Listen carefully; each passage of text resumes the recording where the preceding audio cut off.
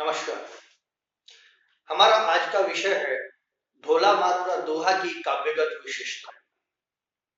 इससे पूर्व हम बीए पार्ट प्रथम, द्वितीय और तृतीय के सिलेबस में हिंदी साहित्य के प्रथम प्रश्न पत्र में जितने भी कवि और लेखक रहे उन सबका जीवन परिचय और उनके साहित्य के बारे में हम चर्चा कर चुके हैं।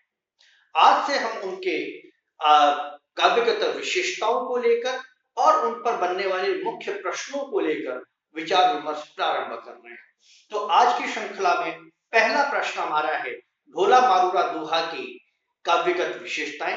बीए पार्ट फर्स्ट के हिंदी साहित्य के प्रथम प्रश्न पत्र में यह संकलित है। ढोला मारूरा दोहा एक राजस्थानी भाषा का, डिंगल भाषा का एक लोकाख्यान है, एक प्रेम कथा है, एक प्रेमाख्यान है। इसमें लोक साहित्य की सारी बातें मिलती हैं, प्रेमाख्यान की सारी विशेषताएं मिलती हैं, भावगत सौंदर्य, कलागत सौंदर्य इसमें भरा हुआ है, प्रकृति का बहुत खूबसूरत चित्रण है, साहित्यिक जो अवधारणाएं हैं उनका बहुत सुंदर इसमें वर्णन किया गया है। कलागत दृष्टि से देखें तो भाषा का बहुत सुंदर समायोजन इसमें हुआ है, बहुत सुंदर इसमें वर्णन हुआ है। पंडित गौरीशंकर हीराचंद ओझा का मानना है कि इसमें सामान्य राजस्थानी भाषा का प्रयोग हुआ है, जो बोलचाल की राजस्थानी भाषा थी, जो सामान्य उस समय में बोला जाता था। लेकिन डॉक्टर मेनारिया का मत है कि इसमें डिंगल का प्रयोग हुआ है, यानी क्लिष्ट राजस्थानी का प्रयोग हुआ है।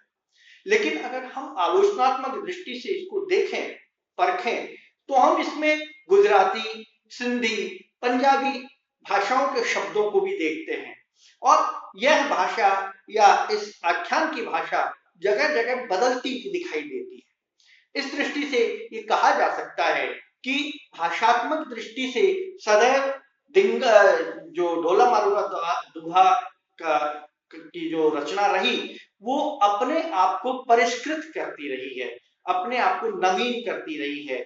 हमेशा समीक्षाकारों ने, हमेशा टीकाकारों ने इसमें नवीनता का समायोजन किया है। इससे यह बात अलग है कि इनकी प्राचीनता जो है वो संदेह के घेरे में आ जाती है। लेकिन फिर भी अगर भाषा की दृष्टि से हम देखें समेकित रूप से, तो यह डिंगल की रचना है, शुद्ध डिंगल का प्रयोग इस भाषा, इस साहित्य में हुआ है।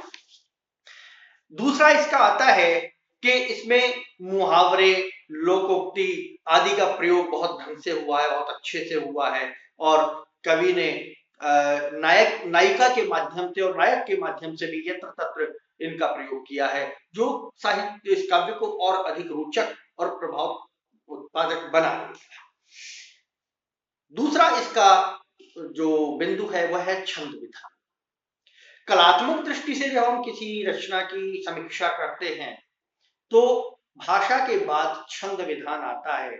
तो छंद शैली, छंद विधान जो इसका है, इसमें ज्यादातर कवि ने दोहा शैली का प्रयोग किया है। दोहा शैली में ही दोहा मारूरा दोहा लिखा हुआ है, ढोला मारूरा दोहा। तो नाम से भी अभिहित होता है कि ये दोहा छंद में लिखा हुआ है, लेकिन फिर भी इसमें इसके अतिरिक्त इसमें गाहा, सोरठा, चंद्रयाना छंद आदि का प्रयोग भी देखने को मिलता है। यत्र तत्र वो भी दिखाई देते हैं, लेकिन प्रमुखता से दोहा छंद में ही यह रचना रची गई है। छंद के बाद आता है अलंकार विधान। अलंकार विधान में शब्दालंकार और अर्थालंकार दोनों अलंकारों को इसमें कवि ने समान रूप से स्थान दिया है और विशेष रूप से अनुप्रास, यमक, श्लेष, रूपक, उत्प्रेक्षा, विभावना और व्यंग सगाई नामक अलंकार इसमें आए हैं, जिनका बहुत सुंदर तरीके से कवि ने प्रयोग किया है अपने काव्य को और अधिक सुंदर बनाने के लिए। अलंकार विधान के बाद इसमें जो आता है वह है इसका प्रतीक विधान। कवि ने प्रकृति का बहुत सुंदर चित्रण किया। कवि ने प्रतीकों के रूप में चातक, स्वाति, जल, कुआ, कराह, ऊर्जा आदि का वर्णन बहुत सुंदर तरीके से किया। उन्होंने वर्षा ऋतु, स्वप्न दर्शन आदि का प्रयोग बहुत सुंदर तरीके से इसमें किया। तो जो इसकी प्रतीक विश्लेषणा है, प्रतीक विधान जो इसका है वो समग्र रूप से बहुत खूबसूरत बन पड़ा है। ढोला मारूरा दूहा इन समस्त विशेषताओं के साथ कलात्मक दृष्टि से, कला पक्ष की दृष्टि से अगर हम देखें तो एक अच्छी और गहन मार्मिक रचना साबित होती है। इसमें प्रेम तत्व की उदात्तता है और भावों की गंभीरता है, भाषा की गंभीरता है, छंद विधान की एक रूपता है, अलंकारों की विविधता है। इन सभी विशेषताओं के साथ इसका जो कला पक्ष है वो बहुत मजबूत और बहुत खूबसूरत बन पड़ा है। इसलिए ढोला मारूरा दूहा को हम राजस्थान की ही नहीं बल्कि हिंदी साहित्य की श्रेष्ठ प्रेम आख्यानों में गिनते हैं। इसके बाद इसका आता है भाव पक्ष। ढोला मारूरा दूहा का जो भाव पक्ष है वह इसका सबसे मजबूत पक्ष है। प्रेम की अभिव्यंजना प्रेमाख्यानों में बहुत हुई है।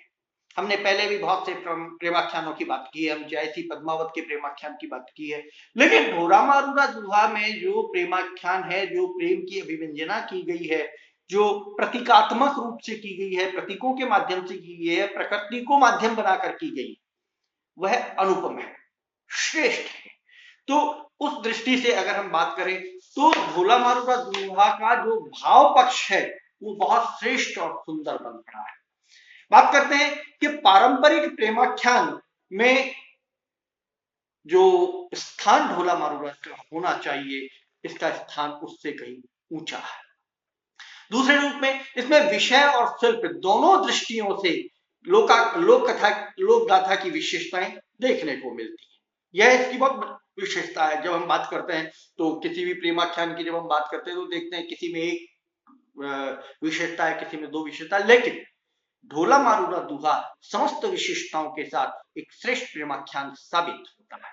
भाव पक्ष सौंदर्य की बात अगर हम करें तो सबसे पहले इसका जो बिंदु आता है वह प्रेम की शाश्वत व्यंजना। ढोला मारूरा दूहा में प्रेम के दोनों पक्षों को, संयोग और वियोग, दोनों पक्षों को कवि ने बहुत खूबसूरत तरीके से प्रस्तुत किया है। वे कहते हैं कि जे जीवन है तिन्हा तनो तन ही मां ही बसंत, धरई दूध पयो धरे बालक किंकाड़ंत।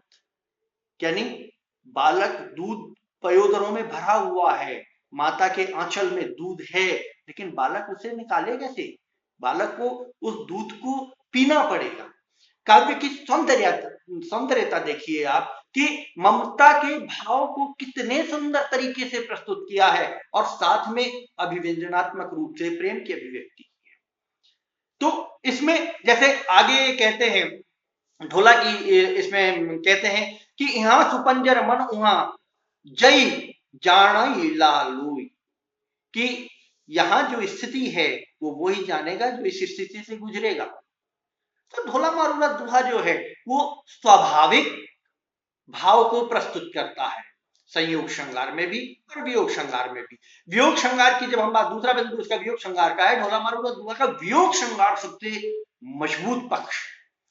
वियोग में एक प्रेम की अभिव्यक्ति होती है कि संयोग में तो प्रेमी और प्रेमिका आपस में डूब जाते हैं, अभिव्यक्ति का मौका नहीं मिलता, समय नहीं होता इस विचार पर। लेकिन जब वियोग होता है तो पुरानी स्मृतियां, नई कल्पनाएं, इन दोनों का समायोजन होता है कि हम ऐसे थे, हम ऐसे होंगे, अगर साथ हों तो हम ये करेंगे। ये जो अभिव्यक्ति है प्रेमी और प्रेमिका की, यह वियोग की स्थिति में उत्पन्न होती है।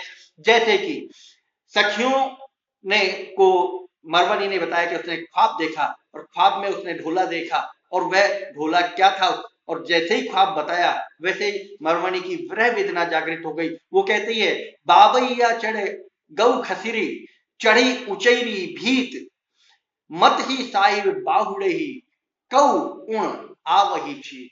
बाबैया पक्षी है, पपैया पक्षी, उस यानी प्रकृति का साथ ले रही है, प्रकृति को साथ में ले रही है मारवनी, और कह रही है कि तू ऊंची दीवार पर चढ़कर देख कि मेरे प्रिय आ रहे हैं क्या, और जब तक नहीं आए देखकर वहां से ताजा समाचार आंखों देखा हाल मुझे बताते रहे।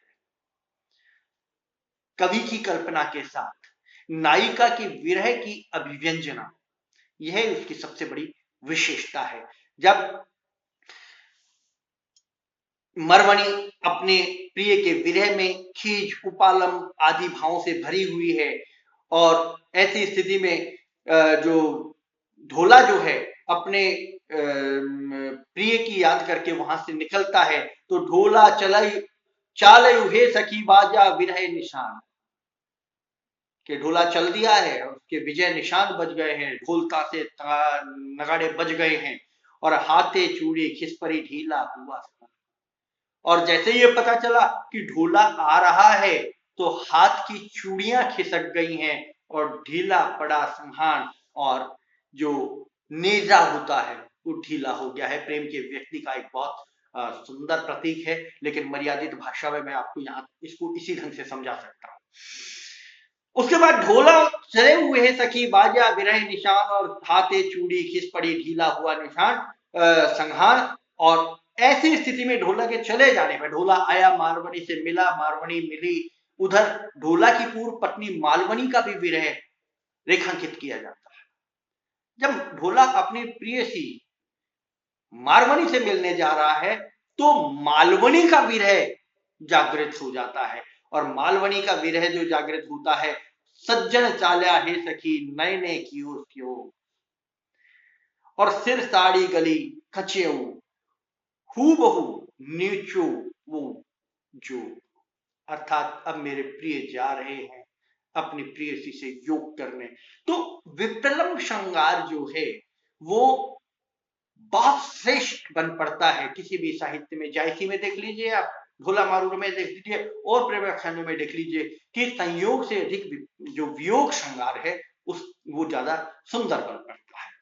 इसके अतिरिक्त तीसरा बिंदु है इसका संयोग का चित्रण, जो हम पूर्व में कर चुके हैं कि संयोग में जब वो मिलते हैं तब उनकी दशा क्या होती है। सखिए साहिब आवैया जाही हूती चाह और हिवड़े हिमगिरी भय हूं तन पंजर नामा, कि हिम जो हृदय है वो हिमालय की तरह शीतल हो गया, साहेब आ गए, मन जो है वो नाच रहा है, आनंदित हो रहा है। तो प्रेम की अभिव्यंजना संयोग श्रृंगार की है। इसके भाव यहां तक ही सीमित रह जाएंगे, प्रिय मिल जाएगा दिमाग शून्य हो जाएगा और जब दोनों प्रिय प्रियसी मिलते हैं तो अभिव्यंजना नहीं होती, अभिव्यंजना होती है विरह में। वियोगी होगा पहला कवि आ से उपजा होगा गान, फूट कर आंखों से चुपचाप वही होगी कविता अनजान। अर्थात कविता का जन्म भी वियोग से हुआ, कविता का जन्म भी आंसुओं से हुआ होगा, कविता का जन्म भी उस क्षण में हुआ होगा जब किसी वियोगी के अंतर मन के भावों ने आंसुओं का रूप ले लिया होगा और वो आंखों से अविरल बह चुकी होगी, तब कविता का जन्म हुआ होगा। तो कविता वियोग से पैदा होती है, इसलिए प्रेमाख्यान में वियोग का पक्ष संयोग के पक्ष से बहुत ज्यादा महत्वपूर्ण होता है। अगला बिंदु आता है लोक जीवन के अभिव्यक्ति। तो ढोला मारूरा दुहा में लोक जीवन की बहुत अच्छी अभिव्यक्ति हुई है। इसमें इन्होंने रहन सहन, संस्कृति, राजस्थानी त्योहारों का, राजस्थानी वस्त्र विन्यासों का, इनका सबका बहुत सुंदर तरीके से, राजस्थान के ऋतु वर्णन का बहुत सुंदर चित्रण इसमें किया है, राजस्थान के पशु पक्षियों का बहुत सुंदर इसमें चित्रण किया है कवि ने, वेशभूषा का बहुत सुंदर चित्रण किया है।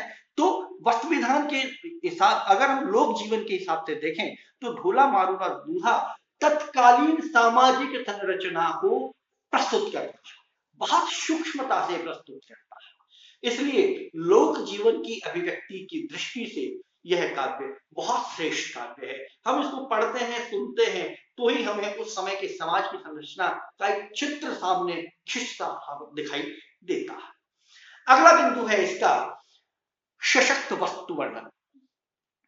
जैसा कि मैंने आपसे कहा कि इसमें इसके काव्य सौंदर्य में, इसकी भाव सौंदर्य में और कला सौंदर्य में, दोनों में वस्तुओं का बड़ा सुंदर वर्णन किया गया है, ऋतुओं का बड़ा सुंदर वर्णन किया गया है, सामाजिक सांस्कृतिक अवधारणाओं का बहुत सुंदर वर्णन किया गया है। इस दृष्टि से यह काव्य ढोला मारूरा दूहा कलात्मक दृष्टि से, भावात्मक दृष्टि से और संपूर्ण रूप से काव्य सौंदर्य की दृष्टि से एक श्रेष्ठ काव्य है। हम परीक्षा की दृष्टि से इन्हीं बिंदुओं के आधार पर इस प्रश्न को तैयार करके इसको हम लिख सकते हैं और इसको गंभीरता से इसको देखें। इसके जब हम इस प्रश्न को तैयार करें तो टेक्स्ट में से इसके उद्धरण अवश्य ले लें, ताकि आपका प्रश्न और अधिक मजबूत बन सके, आपके अंक और अधिक अच्छे आ सकें। नमस्कार।